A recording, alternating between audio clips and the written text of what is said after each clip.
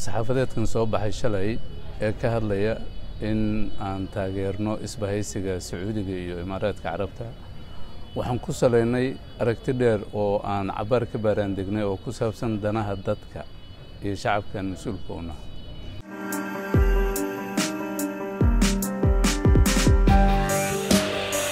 waxaad ogtahay xilliga go'aanka la qaatay isla bishii Juun ay ahayd isla bishii Juun shirkii madasha hoggaanka qaranka ayaa dhacay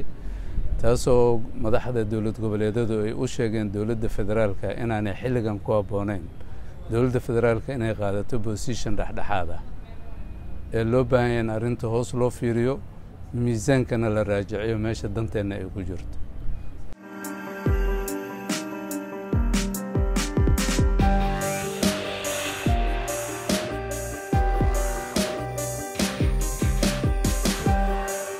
maya waayo qodobku wuxuu sheegayaa wada tashi dawladdu waa federaal waxay ka dhisan tahay dawlad goboleedyada oo matalaya shacabkii Soomaaliya la dhihi jiray ama la yiraahdo in lala tashado ay xaq u leeyihiin kadibna wixii la isla qaato dawladda federaalku ay ku matasho goobaha ay tagayso laakiin haddii wada tashiba aanu dhicin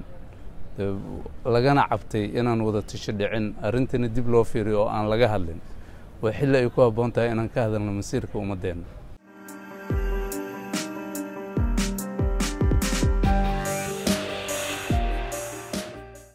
annaga labada dhinac ahaan kaliya uma taageerayna masaalixdeenaan taageernay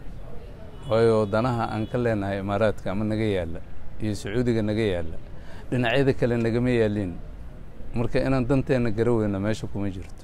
danahaas maxaa ka mid ah mitaal ganacsiga kaleeto waxa ka soo qaadaa Imaaraadka beeska ganacsiga Soomaaliya oo dhan waa si fudud indhaha ugama laaban karno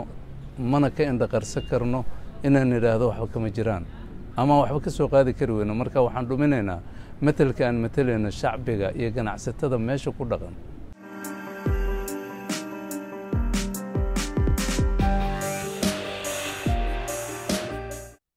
lama dhihi karo